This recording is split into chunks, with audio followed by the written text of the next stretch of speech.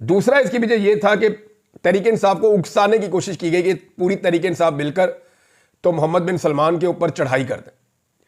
तो अगर वो मोहम्मद बिन सलमान के ऊपर पूरी पाकिस्तान तहरीक इंसाफ चढ़ाई कर देती तो ये जाकर कहते देखिए जी ये तो तहरीक इंसाफ आपको भी गालियां दे रही है, तो आप करें ना बात डोनाल्ड ट्रंप से, तो इनको थोड़ा मार्जिन मिल जाता।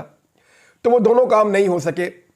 पाकिस्तान में सऊदी हुकूमत के मुंह बोले तर्जुमान है जनाब ताहिर अशरफी साहब।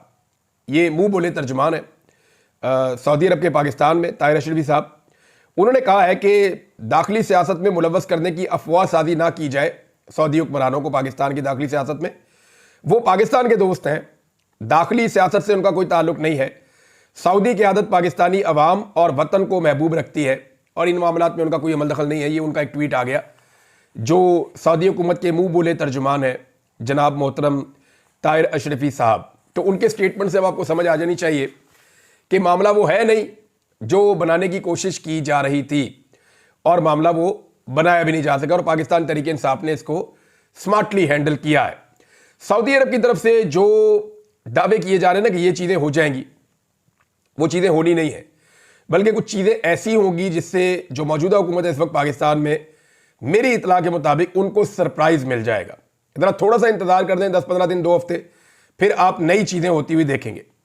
मुफ्ती मुनीबुर रहमान साहब हैं, ये एस्टेब्लिशमेंट के बहुत करीब है हमेशा से, और हमारे ना एस्टेब्लिशमेंट के भी उलमा हैं जो हमेशा पावर में रहते हैं। कोई भी हुकूमत आए तो इनके क्योंकि एस्टेब्लिशमेंट के साथ एक अच्छे ताल्लुकात होते हैं, सिस्टम का ये हिस्सा है, तो ये हमेशा मार्जिन क्रिएट करते हैं सिस्टम के लिए। तो मुफ्ती मुनीबुर रहमान साहब पाकिस्तानियों को बता रहे हैं कि पाकिस्तान अल्लाह की बहुत बड़ी नेमत है, हम इराक, शाम, लिबिया, लबनान और फ़लस्तीन बनने से बचे हैं, तो इसका सबब हमारी दिफाई कुव्वत है। एक तो मुफ्ती मुनीबुर रहमान साहब आप आलिम दीन है, आपको अपने हथियारों से ज़्यादा अल्लाह रब्बुल इज़्ज़त पे भरोसा करना चाहिए। अगर आप आज बचे हुए हैं तो इसमें अल्लाह रब्बुल इज़्ज़त का करम और उसका फजल है। अल्लाह रब्बुल इज़्ज़त ही आपको बचाता है, वही हिफाजत करने वाला है, कोई हथियार आपको नहीं बचा सकता, और ये हर मुसलमान का जो है वो ईमान होना चाहिए। और दूसरी बात ये है कि आप हमें हमेशा उठ के जो है वो तबाह मुल्कों की मिसालें क्यों देते हैं? यानी कोई फौजी उठता है तो उठ के हमें तबाह मुल्कों की मिसालें देता है, कोई सियासतदान उठता है तो उठ के हमें तबाह मुल्कों की मिसालें देता है, कोई मौलवी उठता है तो उठ के हमें तबाह मुल्कों की मिसालें देता है, कोई मुफ्ती उठता है तो उठ के हमें तबाह मुल्कों की मिसालें देता है। भैया आपको इराक, शाम, लिबिया, लबनान और फ़लस्तीन मिलते हैं पाकिस्तान के साथ मुवाजना करने के लिए। मौलवी साहब आप स्विट्ज़रलैंड के साथ मुवाजना क्यों नहीं करते? आप बरतानिया के साथ क्यों नहीं करते? आप अमेरिका के साथ क्यों नहीं करते? आप बांग्लादेश के साथ क्यों नहीं करते? आप बाकी जो मुल्क तरक्की कर गए हैं, इंडोनेशिया, मलेशिया, इनके साथ आप क्यों नहीं करते पाकिस्तान का मुवाजना? आप हमेशा तबाह मुल्कों के साथ ही पाकिस्तान का मुवाजना करेंगे। यानी हमारे लिए मिसालें उन मुल्कों की जहां पे आप खुद जाना पसंद भी नहीं करते, और खुद जाना पसंद करते हैं उन मुल्कों में जिनकी आप मिसालें देना पसंद नहीं करते। तो अच्छे मुल्कों की भी मिसालें दें। आपको ये 4 मुल्क यही मिले हुए हैं जहां पर तबाही फैली हुई है दुनिया में। यानी हमें डराने पे ही रखा हुआ है आपने सारी जिंदगी, और खुद आपने अयाशी करनी है, मौज करनी है और हमेशा इक़्तिदार के अंदर रहना है। अब नादरीन ये तो है, मैंने आपको बताया ताहिर अशरफी साहब ने जो स्टेटमेंट दिया सऊदी अरब के हवाले से, ये आप ये समझ लेंगे वो रोजाना की बुनियाद पे सऊदी अरब के साथ वो राब्ते में ही रहते हैं हर वक्त। तो ये नहीं हो सकता कि ताहिर अशरफी साहब अपने से ये स्टेटमेंट दे रहे हो। अब एक चीज और मेरे सामने आई है, इलन मस्क का एक ट्वीट आया और उनसे पूछा एक खातून ने कि पाकिस्तान में अब स्टारलिंक क्यों नहीं ले आते। मेरे पास भी इसकी डिवाइस यहाँ पाकिस्तान में पड़ी हुई है, मैंने कोशिश किया है इसको पाकिस्तान में चलाने को, लेकिन ये चला नहीं पाकिस्तान में। 1-2 इलाकों में ये चलता है लेकिन पूरे पाकिस्तान में इसकी कवरेज नहीं आती। आप पंजाब में नहीं चला सकते, बहुत सारे और इलाकों में आप इसको नहीं चला सकते। तो इस पे एलन मस्क ने कहा कि जनाब आपकी जो हुकूमत है उसकी तरफ से अभी परमिशन का इंतज़ार है कि पाकिस्तान की हुकूमत जो है वो इसके ऊपर एक इजाज़तनामा दे दे, तो ये जो स्टारलिंक है ये पाकिस्तान में लिंक हो जाएगा। अब पाकिस्तान में ट्विटर भी खोलना पड़ेगा और स्टारलिंक भी लाना पड़ेगा क्योंकि डोनाल्ड ट्रंप की टीम है। अब डोनाल्ड ट्रंप का जो सबसे करीबी साथी है ना वो एलन मस्क है। डोनाल्ड ट्रंप किसी इवेंट में नहीं जा रहा, किसी जगह पे नहीं जा रहा जहां पे एलन मस्क उसके साथ ना हो। एलन मस्क का एक 27 साल पुराना दोस्त है जो पाकिस्तान तहरीक इंसाफ के लोगों के साथ लगातार राब्ते में है। इसका नाम है जेफरी स्कॉल। ये जो जेफरी स्कॉल है ये 27 साल पुराना दोस्त है एलन मस्क का। ये इकट्ठे काम भी करते रहे हैं और इनकी बड़ी शानदार दोस्ती है और ये सोशल मीडिया के ऊपर एक दूसरे को सपोर्ट भी करते रहे हैं। तो ये जो है जेफरीज कॉल, ये पाकिस्तान तहरीक इंसाफ के लोगों से बहुत अच्छी तरह राब्ते में है।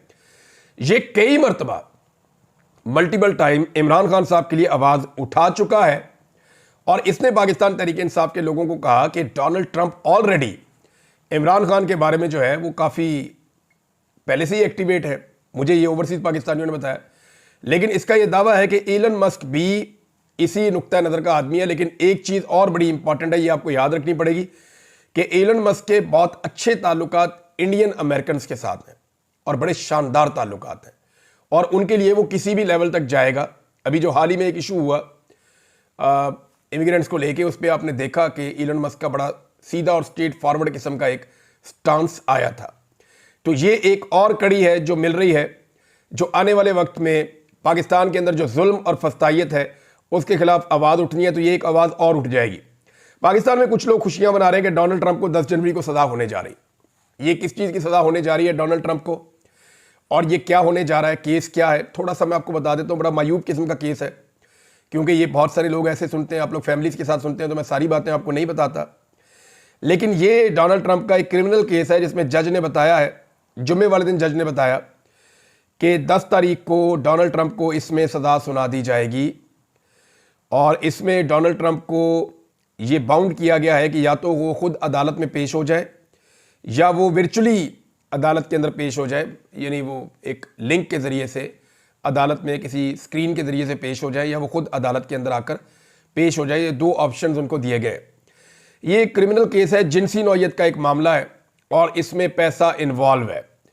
यानी इल्ज़ाम यह है कि एक औरत जिसका कोई जिनसी मामला है और उसको जो कोई रिश्वत जो है उसके तौर पे कोई पैसा दिया गया था, और ये अब दावा किया जा रहा है कि ये केस साबित हो गया है और इसमें डोनाल्ड ट्रंप को 10 तारीख को सज़ा हो जाएगी।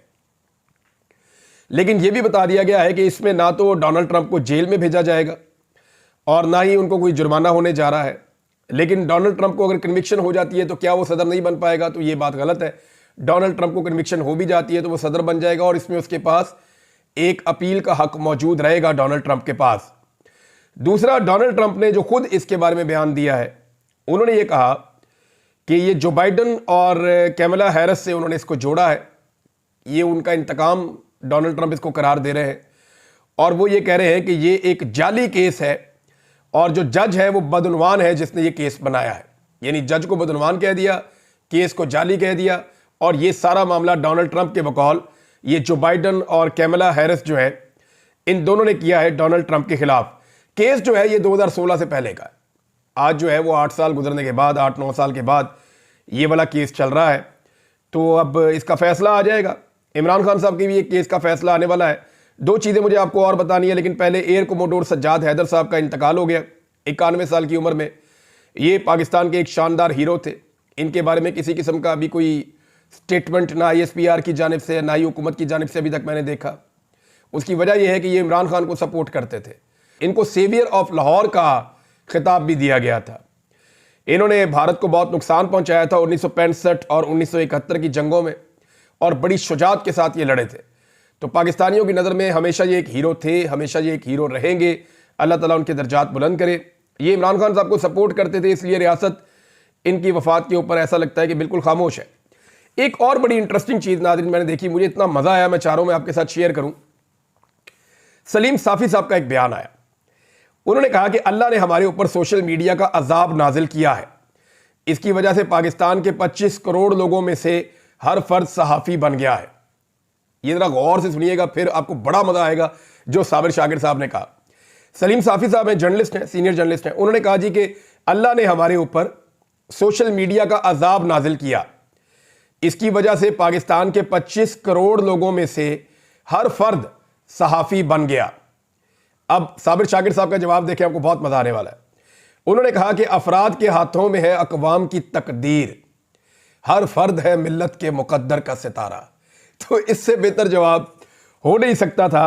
अल्लामा इकबाल के शेर में जवाब दिया है साबिर शाकिर साहब ने कि हर आदमी का ये काम है जो काम इस वक्त हो रहा है।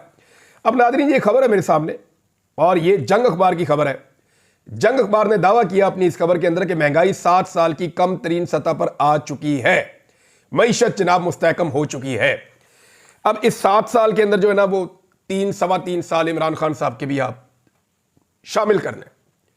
दावा यह कर रहे हैं कि नवाज शरीफ साहब का जो पिछला टन्योर था उसको भी मिला ले, इमरान खान साहब का टन्योर भी मिला ले, और अब शहबाज शरीफ साहब के दौर में जो है महंगाई कम हो गई है। मैं सिर्फ 5 चीजें आपके सामने रखूंगा, ज्यादा नहीं। बाकी चीजें आप यहां कमेंट में लिख दीजिएगा कि किस किस चीज की कीमत कहां पहुंची है। नंबर 1, आटे की एक बोरी की कीमत 1100 रुपए से बढ़ के 2500 रुपए से ऊपर तक चली गई। क्या 7 साल की महंगाई कम हुई है? पेट्रोल की कीमत 145 रुपए लीटर से बढ़ के 250 रुपए लीटर तक चली गई। क्या 7 साल में कीमत कम हुई है? यह मैं इमरान खान के दौर से मुवाजना कर रहा हूं, पीछे तो मैं जा ही नहीं रहा। डॉलर की कीमत यानी पैसे की जो कदर है, जो 175-180 रुपए का डॉलर था वो 250 रुपए से ऊपर चला गया है। क्या यह कीमत कम हुई है? बिजली की कीमत जो यूनिट था 16 रुपए का वो 62 रुपए में चला गया। क्या यह कीमत कम हुई है? गैस की कीमत में 850% इजाफा गुज़िश्ता 1 साल में हुआ है। क्या यह कीमत कम हुई है? मैंने सिर्फ आपको 5 चीजें गिनवाई हैं। 500 चीजें आप गिनवा सकते हैं जहां पे कीमतें कम नहीं हुई। तो फिर महंगाई 7 साल की कम तरीन सतह पे कैसे आ गई? अब ये वाली जो जर्नलिज्म है ना, ये हमें कहा जाता है कि आप ये वाली जर्नलिज्म करें। अब जब हम ये वाली जर्नलिज्म नहीं करते, इस जर्नलिज्म को वैसे कर्नलिज्म कहते हैं आजकल, ये एक्चुअली कर्नलिज्म है जो हमें करने के लिए कहा जाता है। तो हमें जब ये वाली कर्नलिज्म करने का कहा जाता है ना कि आप कहें कि महंगाई बहुत कम है, चाहे आम आदमी महंगाई से मर जाए, तो जब हम नहीं कहते तो फिर हमारे ऊपर अजाब नाजिल होता है। तो कोई बात नहीं, ये ऐसी खबरें देते रहें, हम दूसरी खबरें देते रहेंगे, लोग खुद ही फैसला करेंगे क्या खबर ठीक है और क्या गलत है। अब तक के लिए इतने, अपना ख्याल रखिएगा, अपने इस चैनल का भी। अल्लाह हाफ़िज़।